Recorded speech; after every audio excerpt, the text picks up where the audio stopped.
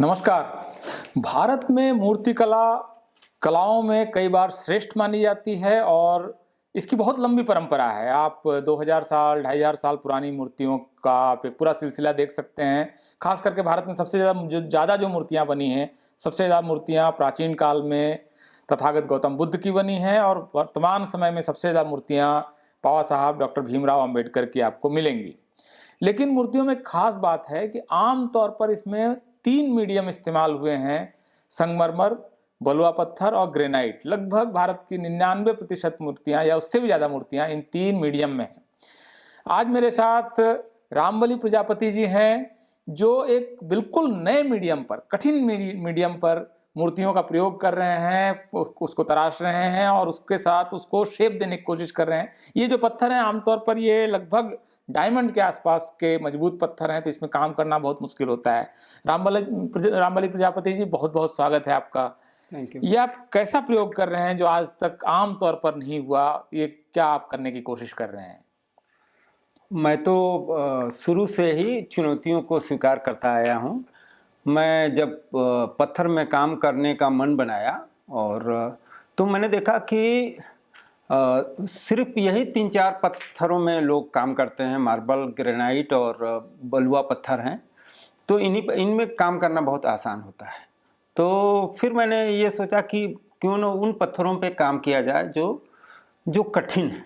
जी। तो फिर मैंने पत्थरों को ढूँढना शुरू किया, इकट्ठा किया और फिर इस चुनौती को स्वीकार करते हुए हमने काम शुरू कर दिया। तो ये जो आपका काम है, ये मतलब कलाकार और श्रमजीवी का एक साथ काम है, क्योंकि इन पत्थरों को मतलब देख के ही लगता है आमतौर पर तो इनकी अंगूठियाँ वगैरह बनती हैं और उतना छोटा-सा काम करने में ही वो घिसने में जितना श्रम लगता है। तो आप जब इन पत्थरों पर काम कर रहे हैं और आप अलग-अलग मीडियम्स में अलग-अलग समय काम कर चुके हैं, ये अलग कैसे है? इस पर काम करना आपके लिए अलग अनुभव कैसे रहा? मेरा अनुभव इसलिए भी अलग रहा कि मैं 20 सालों तक पेंटिंग किया और जब मैं स्कल्पचर करने का सोचा तो फिर मुझे पत्थरों में कलर दिखाई देने लगे और फिर कलर दिखाई देने तो मैं उन सारे पत्थरों को इकट्ठा करना शुरू किया, चाहे वो जेम स्टोन हो, चाहे नॉर्मल स्टोन हो, चाहे कलरफुल मार्बल हो, ग्रेनाइट हो या नॉर्मल पत्थर, वो मैं कलर ढूंढना शुरू किया। तो ये सारे पत्थर मेरे पास इकट्ठा होते गए। फिर मेरे सामने सबसे बड़ी चुनौती थी कि इन पे कार्विंग कैसे किया जाए और जो हम आकार देना चाहते हैं वो कैसे दिया जाए। तो टूल्स की समस्या थी। टूल्स हमारे पास या तो ज्वेलरी डिजाइन के छोटे-छोटे जो अंगूठियाँ वगैरह वो शेप देते हैं, तो वो छोटे टूल्स थे जी। या फिर मार्बल ग्रेनाइट के टूल्स थे। तो फिर मैंने कुछ तो हमने टूल्स बनवाए जयपुर जाकर के और कुछ टूल्स हमने इंपोर्ट भी किए। तो इस तरह से सिलसिला जो है इनकी कार्विंग का और काम करने का शुरू हुआ। इसमें क्योंकि आपकी जो चित्रकारी है उसमें बहुत चटक रंगों का भी इस्तेमाल है और कई बार बहुत उदास रंग भी साथ-साथ आपके आते हैं। तो आप जब इन पत्थरों पर जब आपने काम शुरू किया तो क्योंकि संगमरमर तो बहुत फिक्स्ड कलर्स हैं, ग्रेनाइट भी फिक्स्ड कलर हैं और मल्टीपल कलर्स तो नहीं ही हैं आमतौर पर उसमें। तो ये जो आप जैसे अब ये पत्थर है, ये टाइगर टाइ आई टाइगर आई है। टाइगर आई अभी आमतौर पर इसकी आप अंगूठी तक तो बना लेंगे क्योंकि बहुत छोटी सी एक अंगूठी का एक नग मतलब वो तो आप जेमस्टोन में काम आ जाएगा। लेकिन सेमी प्रेशियस स्टोन होने के बाद इस आकार पर तो ये पत्थर मैंने नहीं देखा है। तो आप जब पत्थरों में कलर ढूंढ रहे हैं, जिस तरह का रंग ढूंढ रहे हैं, तो ये आपकी चित्रकारी में रंग ढूंढने से किस तरह से अलग है? इसलिए अलग है कि एक तो यह है कि नेचुरल पत्थर मुझे चाहिए थे, तो मैं इकट्ठा करना शुरू किया और देखा हमने कि जो नेचुरल जो खदान से पत्थर निकलते हैं, तो वो उसमें बहुत कलर दिखाई नहीं देता है। लेकिन जो ही आप उसको घिसना शुरू करते हैं, उसको पॉलिश करना शुरू करते हैं और पॉलिश का प्रोसेस बहुत लंबा है। 60 नंबर ग्रिड से लेके 15,000 तक। तो ये बहुत लंबा प्रोसेस है और जैसे-जैसे आप घिसते जाएंगे और कलर आता जाएगा। तो वो ये बड़ा इंटरेस्टिंग है कि आप घिसते जाते हैं और कलर आता जाता है। आपको खुद भी मालूम नहीं होता है कि अंदर क्या आएगा? अंदर क्या आएगा। जैसे एक चीज़ जो मैं आपसे ये जानने की कोशिश करूँगा कि जब आप पत्थर को घिस रहे हैं, तो एक तरह से पत्थर के साथ आप एक टकराव में भी जा रहे हैं, मतलब दिमाग के स्तर पर कि तुम्हें मैं सीधा करूंगा। लेकिन पत्थर जब घिसा जा रहा है तो घिस के फिर वो एक शेप दे रहा है, तो अगर पत्थर की आवाज होती तो वो कहता शायद कि आपको, तुमने मुझे सुंदर बना दिया है। तो ये जो पूरी जो प्रक्रिया है, एक अगर आप उसको एक जीवित वस्तु की तरह देखें अगर पत्थर को, तो एक कलाकार के तौर पर आपके मन में क्या भाव आता है जब एक आप अनगढ़ पत्थर को देखते हैं?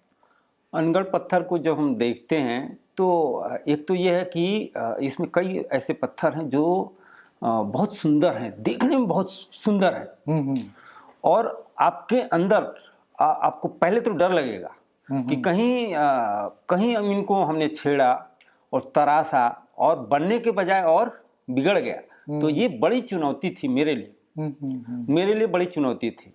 लेकिन मैंने इस चुनौती को स्वीकार किया, क्योंकि कोई चीज पहले से ही उसमें वो बहुत सुंदर है, तो हमारे लिए क्या स्पेस है, और उस स्पेस को ढूंढना बहुत चुनौतीपूर्ण काम है। इसमें एक तो जैसे आप अभी तक आपका जो कार्य है, खास करके आपने पुस्तकों पर जो कार्य किया है, या आपने जो सीढ़ियों और पुस्तकों को मिलाकर इसको एक मिक्स मीडियम में आपने इस चीजों को बनाया है, तो आमतौर पर आपके जो कला कर्म है वो उसका साइज आमतौर पर थोड़ा सा बड़ा या मीडियम साइज पर है। अब आप जब इन पत्थरों पर काम कर रहे हैं तो कठिन, बहुत ही कठिन पत्थर हैं, बहुत ज़्यादा इसमें शायद गुंजाइश भी नहीं है आपने जिस तरह के पत्थर बनाए हैं।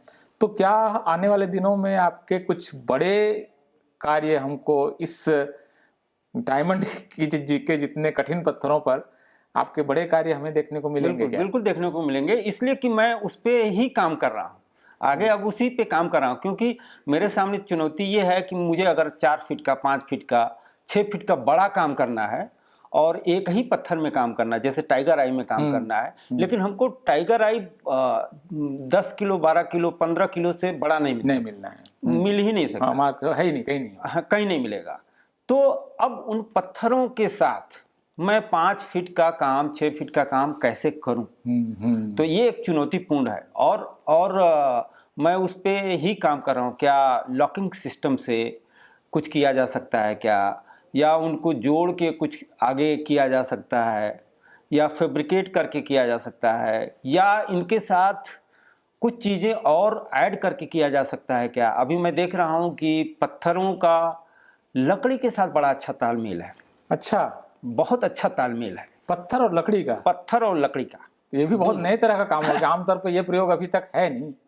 पत्थर और मतलब लकड़ी हाँ, का, और ब्रोंज के साथ इसका तालमेल ठीक ठाक दिखाई देता है। आप चौंकाने वाले हैं कुछ नए काम से, मुझे लगता है। बिल्कुल।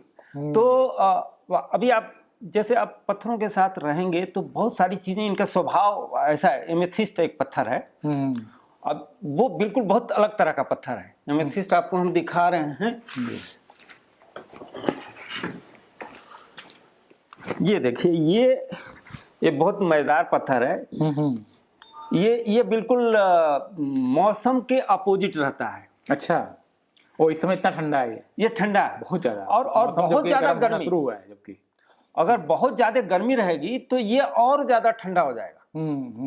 तो लोग इसीलिए इन पत्थरों को हीलिंग में यूज करते हैं। एक्चुअली लाइफ चक्रा के जो स्टोन है, उसका इस्तेमाल लोग अंगूठी पहनने में, माला पहनने में और घर में रखने में लोग करते हैं। राइट। तो मतलब आप ये कह रहे हैं कि इन पत्थरों को जोड़ने की विभिन्न तकनीक पर आप काम कर रहे हैं, और आने वाले समय में आपके मतलब 4 फीट 5 फीट साइज तक के तो कम से कम आपके कलाकृतियां आपके सामने आएंगी। इसमें एक और चीज जो मैं आपसे जानना चाह रहा हूँ कि आप अल्टीमेटली जो आदमी बचपन में जो होता है वो फिर परिष्कार होते होते बड़ा बनता है, कई बार ट्रांसफॉर्मेशनल भी लाइफ में ट्रांसफॉर्म हो जाता है। आपका मैं थोड़ा सा बचपन जानना चाहूंगा कि आप अपने आसपास आपने क्या कलाकर्म बचपन में देखा? बेसिकली मैं तो एक कुम्हार परिवार में था, तो दीपावली पे सिर्फ जो है छोटे खिलौने और मूर्तियाँ, गणेश जी की, ये बनती थी जी। और 1-2 महीने ही काम होता था। हम्म। तो एक्चुअली मैंने पूरा जो बचपन है वो जिया हुआ है मूर्तियों और खिलौनों के साथ। अभी सारे बच्चे जो है स्कूल में जाते थे, क्रिकेट वगैरह खेलते थे या गुल्ली डंडा खेलते थे, हॉकी खेलते थे, और मैं झोले में मिट्टी लेके जाता था अच्छा और वहाँ बनाता रहता था। अच्छा अच्छा, वाह। तो ये बहुत इंटरेस्टिंग था। फिर खेत में अगर भैंस वगैरह लेके जाते थे तो हम लोग जो है मिट्टी लेके जाते थे, वहाँ कुछ बनाते रहते थे। या फिर ऐसे घर में आते थे तो माँ जब रोटी बनाती थी तो वो थोड़ा आटा ले लेते थे, उसका कुछ बनाते थे और सेकते थे। अरे वाह।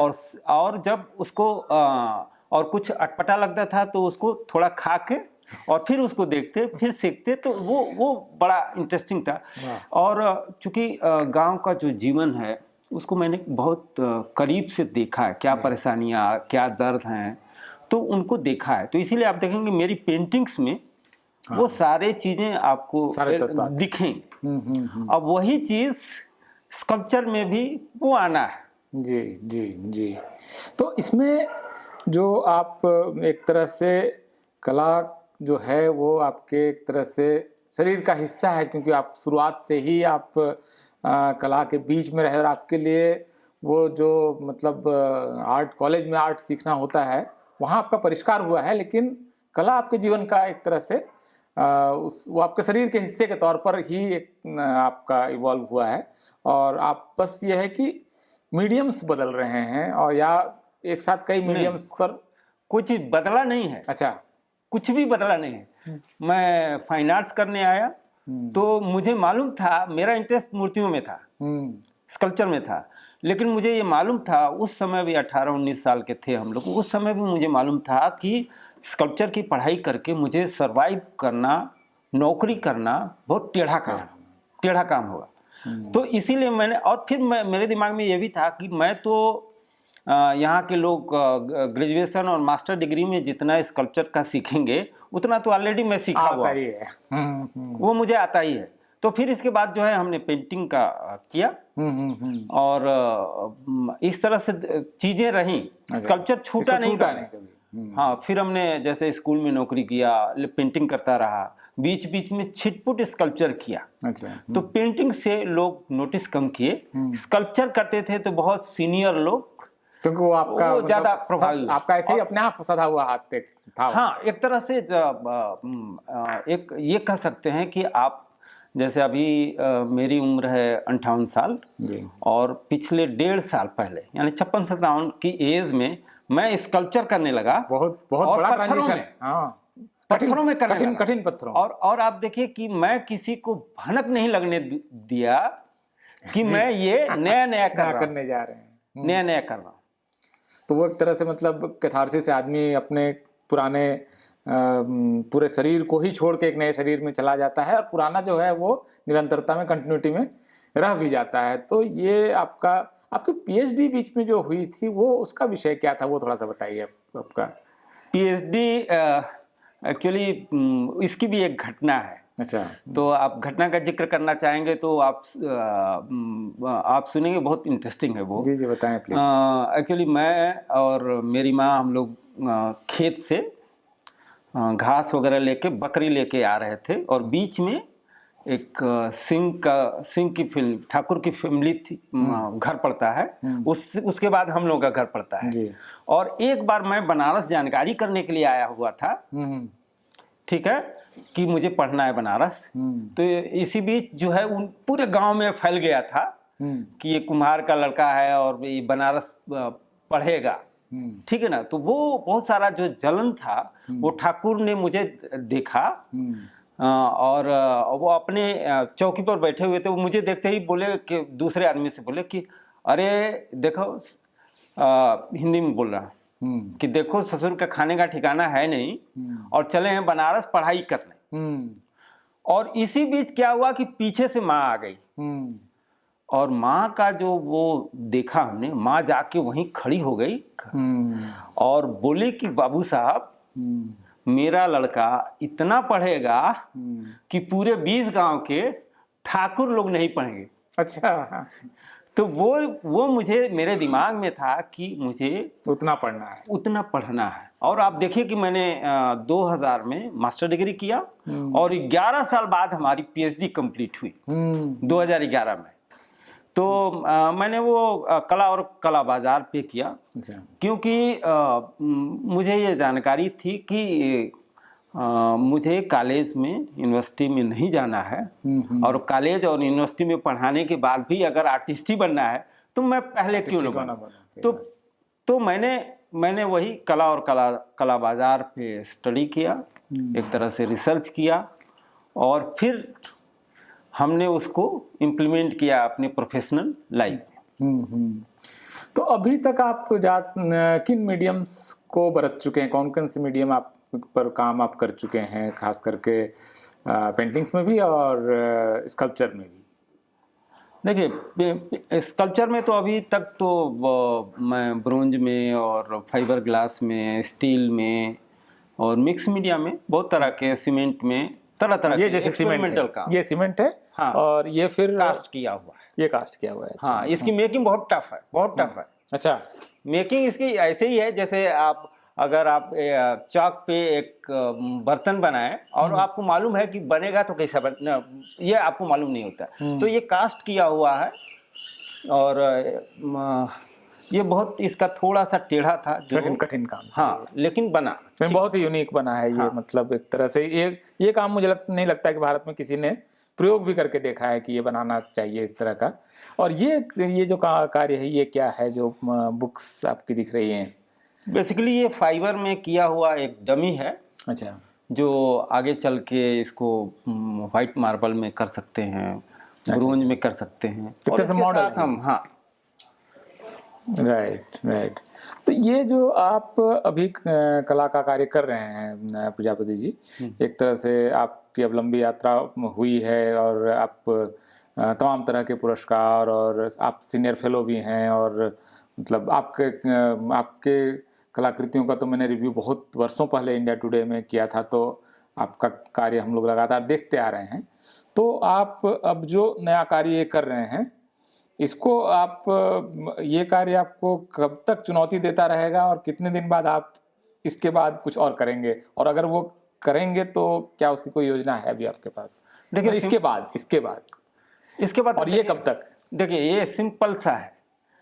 हम लोग जिस पृष्ठभूमि से आए हैं और जो हम लोगों ने भोगा है, सीखा है, जाना है, वो मेरे काम में पेंटिंग में आते रहे हैं, और स्कल्पचर में भी आते रहेंगे, और आगे वो आएंगे। सबसे बड़ी चुनौती ये है कि जब भी आप बहुत क्रिएटिव काम करते हैं, थीम्स लेते हैं, तो एक्चुअली आर्ट मार्केट एक्सेप्ट नहीं करता है, नई चीजें एक्सेप्ट ही नहीं करता है। तो ये एक बड़ी चुनौती, क्योंकि हम जिस फील्ड में हैं, जिस पत्थरों में काम करने हैं, तो आर्थिक दबाव हमेशा रहेगा।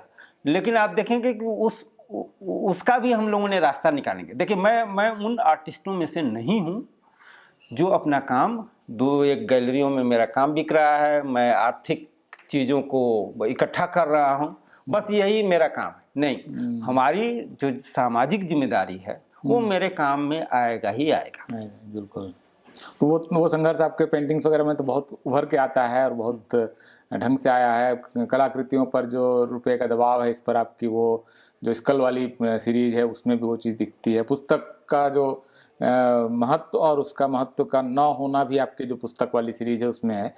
तो ये हम लोग तो यही कामना करेंगे कि आप जो ये बिल्कुल आपने लगभग असाध्य मान लिया गया कार्य, अगर ये आसान होता तो हजारों लोग इसको कर रहे होते। ये इन पत्थरों पर कार्य नहीं कर रहे हैं, इसका मतलब ये बहुत कठिन और लगभग अभी तक असंभव माना गया कार्य है। तो हम लोग कामना करते हैं कि आप अपना कार्य सफलतापूर्वक करें, और आपका नया कार्य और हमें दिखता रहे। आपने इतना सारा समय दिया, उसके लिए बहुत बहुत शुक्रिया। धन्यवाद।